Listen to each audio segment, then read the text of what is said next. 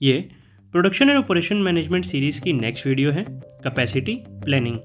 अगर आपको complete series का लिंक चाहिए तो वो वीडियो के डिस्क्रिप्शन में अवेलेबल है। तो इस वीडियो में हम डिस्कस करेंगे कैपेसिटी प्लानिंग का मीनिंग, इसकी importance, steps and process, then next strategies of capacity planning, and last में हम देखेंगे ऐसे फैक्टर्स जो अफेक्ट करते हैं हमारे कैपेसिटी प्लानिंग को। इसके अलावा आप प्रोडक्शन एंड ऑपरेशन मैनेजमेंट की इस पीडीएफ बुक को परचेज कर सकते हैं। इस पीडीएफ बुक को काफ़ी इजी एंड अंडरस्टैंडेबल वे में प्रिपेयर किया गया है विद इमेजेस एंड एग्जाम्पल, ताकि आपका स्टडी में इंटरेस्ट क्रिएट हो और आप हर टॉपिक को आसानी से समझ सकें। तो इस पीडीएफ बुक का परचेज लिंक आपको वीडियो की डिस्क्रिप्शन में अवेलेबल है, जहां से आप इसे परचेज कर सकते हैं। तो सबसे पहला है meaning of capacity planning. What is capacity for us? Capacity को ईजिली समझने के लिए सबसे पहले हम ये समझते हैं कि एज ह्यूमन बॉडी हमारी क्या कैपेसिटी है। कितना फूड हम खा सकते हैं, कितने माइल्स हम भाग सकते हैं, कितना टाइम हम खड़े रह सकते हैं, ये है कैपेसिटी ह्यूमन बॉडी की। तो हर ह्यूमन बॉडी की इंडिविजुअल टू इंडिविजुअल अपनी कैपेसिटी होती है। कोई 5 चपाती खाता है, कोई 2 चपाती खाता है, कोई 7 चपाती खाता है, तो ये उनकी कैपेसिटी है। तो ये हमने अपनी लैंग्वेज में समझा कि कैपेसिटी क्या होती है। अब हम देखेंगे कैपेसिटी प्लानिंग का मीनिंग। तो कैपेसिटी का मतलब क्षमता और planning the process of making plan, goals, objective, target. तो कैपेसिटी की प्लानिंग कुछ इस तरह से होनी चाहिए कि वो डिमांड को ऑब्जर्व कर ले। अब अगर हम एक कंपनी की बात करें तो वो अपने प्रोडक्ट बनाता है और उन प्रोडक्ट को मार्केट में सेल करता है। तो एक कंपनी की इतनी क्षमता होनी चाहिए कि वो आने वाली डिमांड को ऑब्जर्व कर सकें कि अगर आने वाले टाइम में 100 प्रोडक्ट की डिमांड होगी तो वो 100 डिलीवर कर सके, 200 की होगी तो 200 डिलीवर कर सके। जितनी डिमांड होगी उसे ईजिली ऑब्जर्व कर सके। कहीं ऐसा ना हो कि 100 की डिमांड हो और उसके बाद सिर्फ 80 प्रोडक्ट ही हो। तो कैपेसिटी प्रॉपरली प्लान्ड होनी चाहिए। कंपनी काफ़ी इश्यूज को फेस करती है जब वो ये एनालाइज करते हैं कि ऑर्गेनाइजेशन का कैपेसिटी लेवल क्या होना चाहिए। कैपेसिटी लेवल कुछ इस तरह का होना चाहिए कि वो प्रेजेंट और फ्यूचर डिमांड की रिक्वायरमेंट को ईजिली मीट कर पाए। कि अगर प्रेजेंट में कंपनी की 100 प्रोडक्ट की डिमांड है तो कंपनी के पास इतनी कैपेसिटी हो कि वो 100 प्रोडक्ट को ईजिली प्रोड्यूस कर पाए। और अगर फ्यूचर में यही डिमांड 100 से 120, 150, 200 हो जाती है, तब भी कंपनी के पास इतनी कैपेसिटी हो कि वो फ्यूचर डिमांड को फुलफिल करने की कैपेसिटी रखती हो। तो यहाँ एक प्रॉपर बैलेंस होना चाहिए डिमांड और डिमांड को फुलफिल करने की एबिलिटी में। कैपेसिटी प्लानिंग एक लॉन्ग और शॉर्ट टर्म स्ट्रेटेजी है। ये एक प्रोसेस है जिसमें ये डिटरमाइन किया जाता है कि कितनी कैपेसिटी की ज़रूरत है, कब ज़रूरत है और कब हमें कैपेसिटी को इंक्रीज़ करना होगा। तो कंपनी के पास बिल्कुल एग्जैक्ट कैपेसिटी होनी चाहिए, जितनी डिमांड है उसी के अकॉर्डिंग कैपेसिटी हो। क्योंकि अगर एक्सेस कैपेसिटी है तो उसका रिजल्ट होगा अंडर यूटिलाइजेशन ऑफ रिसोर्सेज, मतलब रिसोर्सेज का अच्छे तरह से यूज़ नहीं हो पाएगा। और अगर लोअर कैपेसिटी है तो कंपनी डिमांड की रिक्वायरमेंट को मीट करने में फेल हो जाएगी। इसलिए कैपेसिटी एग्जैक्ट उतनी ही होनी चाहिए जितनी की ज़रूरत है।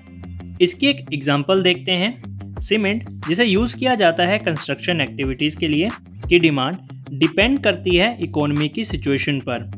अगर इकोनॉमी बूम पीरियड में है तो कंस्ट्रक्शन का काम काफ़ी ज़्यादा होगा, जैसे dam, road, bridges, building etcetera. इससे सीमेंट की डिमांड इंक्रीज होगी, जिसके लिए कैपेसिटी की रिक्वायरमेंट भी ज़्यादा होगी।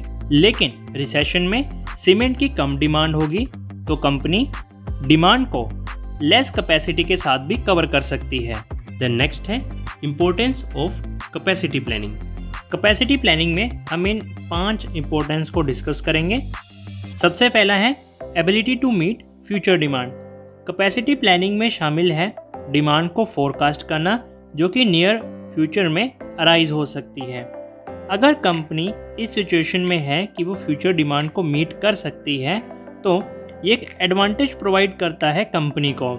इसलिए कैपेसिटी प्लानिंग हेल्प करती है कंपनी की ये जानने में कि कैपेसिटी की कितनी रिक्वायरमेंट होगी। सेकंड है help in preparing the budget. Capacity planning help करता है मैनेजमेंट की ये जानने में कि कैपेसिटी की क्या रिक्वायरमेंट होगी और इसके रिलेटेड एस्पेक्ट जैसे कि man power, equipments, tool etcetera. इससे कंपनी को ये हेल्प मिलती है कि वो इस बात का एस्टिमेशन लगाती है कि उसे कितना कैश रिक्वायर्ड है इन रिक्वायरमेंट्स को फुलफिल करने के लिए। तो ये एक इम्पोर्टेंट एस्पेक्ट बन जाता है जब बजट की प्रिपरेशन करनी होती है। कैपेसिटी प्लानिंग के टाइम में कंपनी ये देखती है कि उसे कितनी कैपेसिटी की ज़रूरत है, इसके साथ मैन पावर, इक्विपमेंट, टूल, इन सब के लिए कंपनी को फंड्स चाहिए। अब ये फंड होंगे रिक्वायरमेंट के अकॉर्डिंग, जितनी मैन पावर, इक्विपमेंट, टूल की ज़रूरत होगी उतने ही फंड की ज़रूरत होगी। तो इन सारी रिक्वायरमेंट को फुलफ़िल करने के लिए कितने कैश की रिक्वायरमेंट होगी, ये सब एस्टिमेशन लगाया जा सकता है कैपेसिटी प्लानिंग में। तो ये हेल्प करता है बजट को प्रिपेयर करने में। थर्ड है मॉनिटरिंग कॉस्ट। मैनेजमेंट इस बात का ध्यान रखे कि हमेशा एक बैलेंस बना रहना चाहिए कैपेसिटी और डिमांड के बीच में, क्योंकि एक्सेस कैपेसिटी का रिजल्ट ये होता है कि इससे अंडर यूटिलाइजेशन होता है रिसोर्सेज जैसे कि man power, machine, inventory etcetera. और कैपेसिटी की कमी की वजह से डिमांड को फुलफिल करने में कंपनी फेल हो जाती है। तो दोनों सिचुएशन में कॉस्ट इंक्रीज होती है और प्रॉफिट रिड्यूस होते हैं। इसलिए कैपेसिटी प्लानिंग हेल्प करता है कि कॉस्ट को मॉनिटर किया जा सके और हमेशा एक बैलेंस बना रहे कैपेसिटी और डिमांड के बीच में।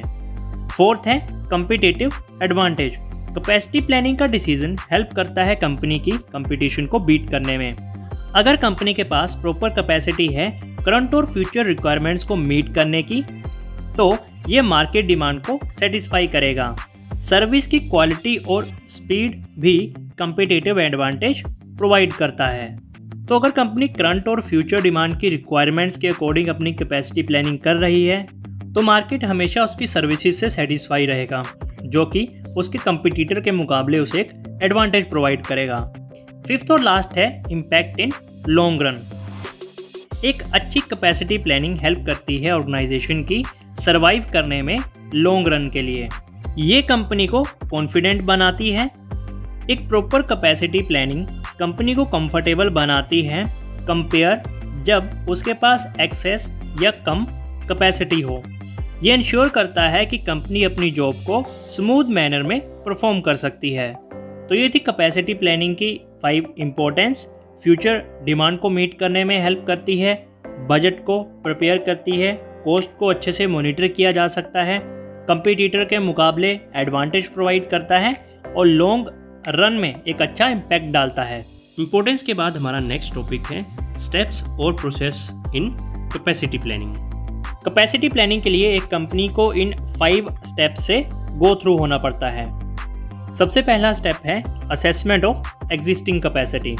एग्जिस्टिंग कैपेसिटी को 2 तरह से असेस किया जा सकता है। पहला इनपुट और दूसरा आउटपुट। इनपुट मेथड को सर्विस सेक्टर में अडॉप्ट किया जाता है, जैसे कि number of seat in airlines, hospital, university, theatre and table और रूम इन रेस्टोरेंट्स। और आउटपुट मेथड को मैन्युफैक्चरिंग सेक्टर में यूज़ किया जाता है, जैसे कि iron, cement, steel, automotive etcetera. तो फिलहाल के लिए जितनी कैपेसिटी मैनेजमेंट के पास है, सबसे पहले हम उसकी असेसमेंट करेंगे। ये 2 तरह से होगी, इनपुट और आउटपुट के अकॉर्डिंग। दूसरा है forecast future capacity need. Short term की कैपेसिटी रिक्वायरमेंट्स को ईजिली एसेस किया जा सकता है, लेकिन ये ज़्यादा डिफ़िकल्ट हो जाता है जब लॉन्ग टर्म की कैपेसिटी रिक्वायरमेंट्स को असेस करना होता है। ये इसलिए होता है क्योंकि मार्केट और टेक्नोलॉजी में काफ़ी अनसर्टेनिटीज़ होती हैं, मतलब टाइम टू टाइम इसमें चेंजेस होते रहते हैं। तो कंपनी को time to time capacity needs को फोरकास्ट करते रहना चाहिए ताकि वो फ्यूचर डिमांड की रिक्वायरमेंट्स को मैच कर सके।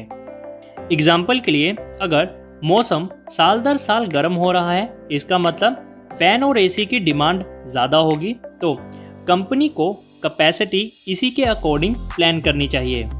अगर कंपनी के पास इनफ कैपिटल या रिसोर्सेज नहीं है, तो उसे अपनी कैपेसिटी को अपग्रेड करना चाहिए। इसके लिए वो एडिशनल यूनिट्स को प्रोड्यूस कर सकती है कैपेसिटी से ज़्यादा, ताकि डिमांड को मीट किया जा सके।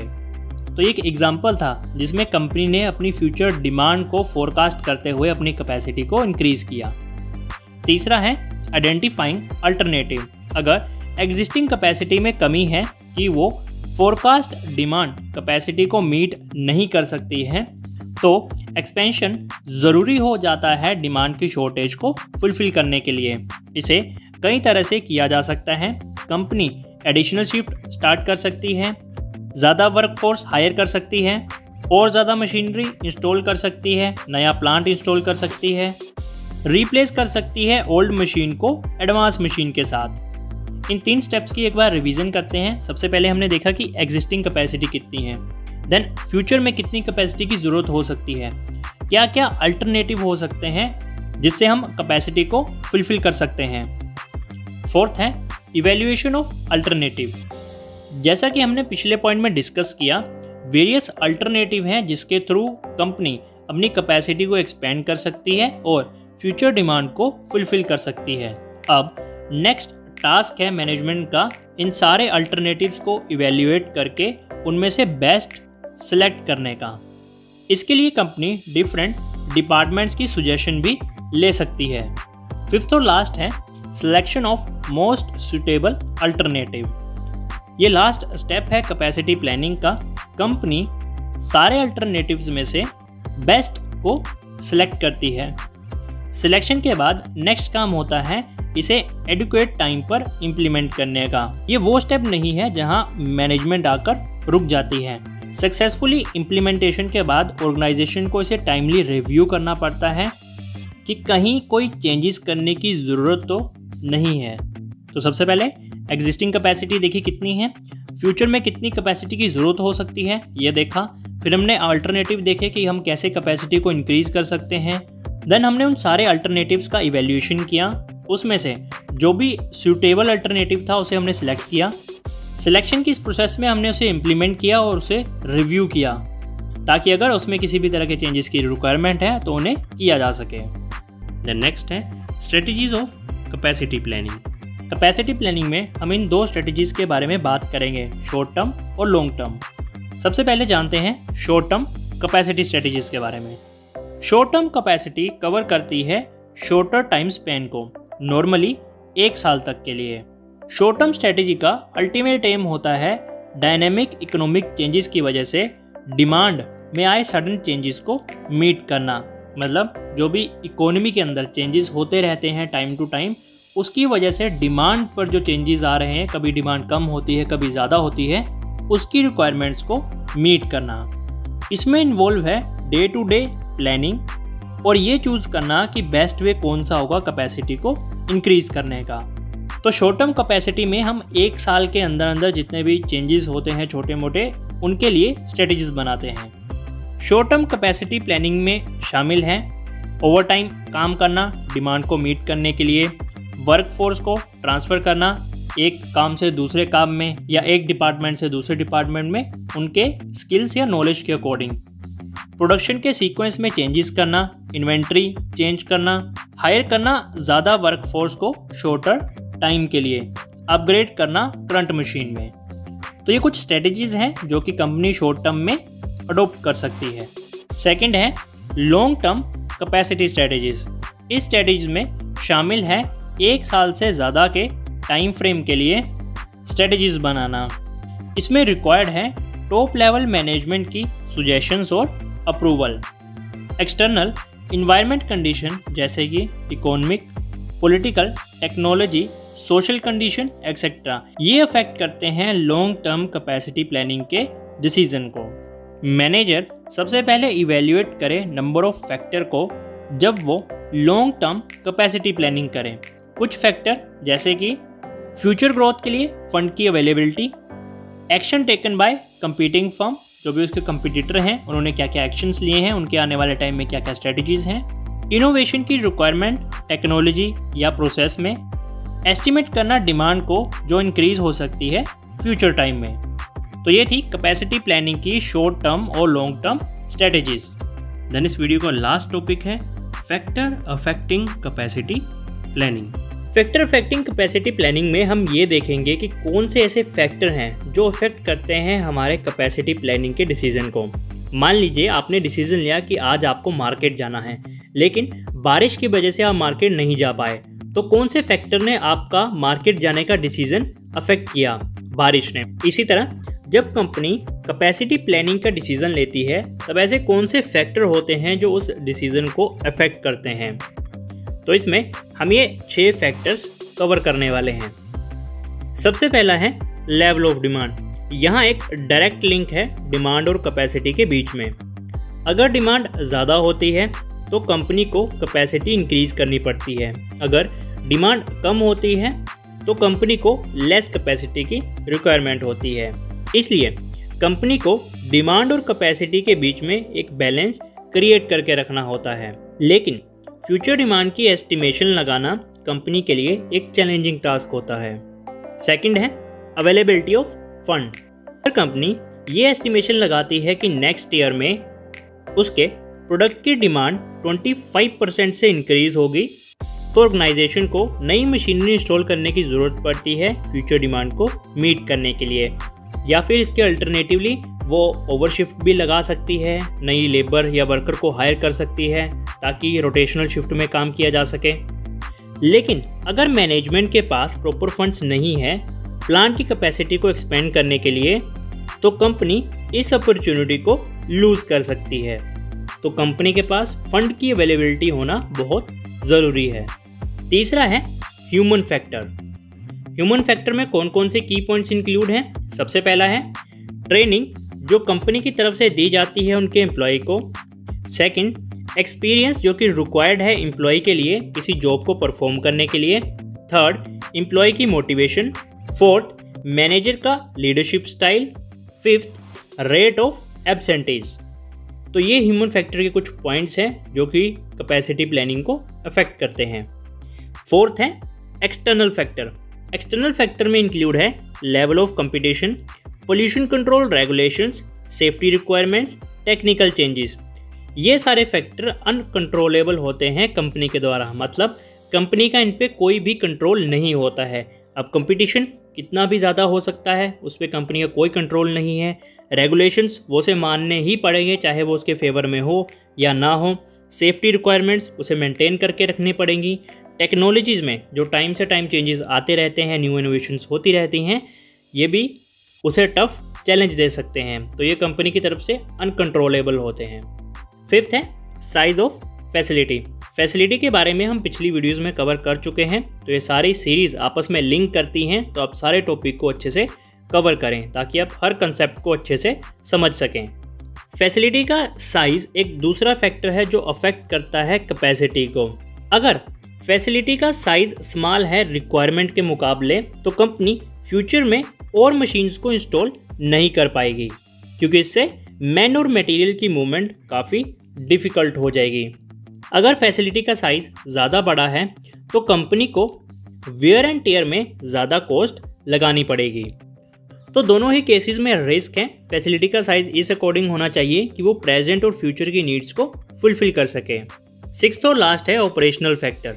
ऑपरेशनल फैक्टर में वो सारी एक्टिविटी इंक्लूड हैं जो ऑर्गेनाइजेशन में होती हैं। ये स्टार्ट होती हैं प्रोडक्शन से पहले और कंटिन्यू रहती हैं आफ्टर द सेल। एग्जाम्पल के लिए रॉ मटेरियल कब ऑर्डर करना है, कितना स्टोरेज में स्टोर करके रखना है, प्रोडक्शन प्रोसेस कब स्टार्ट और एंड होगा, आइडल टाइम क्या होगा प्रोडक्शन प्रोसेस के बीच में, स्टोरेज कैपेसिटी क्या होगी फाइनल प्रोडक्ट की, एक्सेट्रा। तो ये मेजरली 6 फैक्टर थे जो कि कैपेसिटी प्लानिंग के डिसीजन को अफेक्ट करते हैं। तो ये था complete video regarding capacity planning. इसी तरह अगर आपको प्रोडक्शन एंड ऑपरेशन मैनेजमेंट के रिलेटेड और इन्फॉर्मेशन चाहिए तो सीरीज़ का लिंक आपको वीडियो के डिस्क्रिप्शन में अवेलेबल है।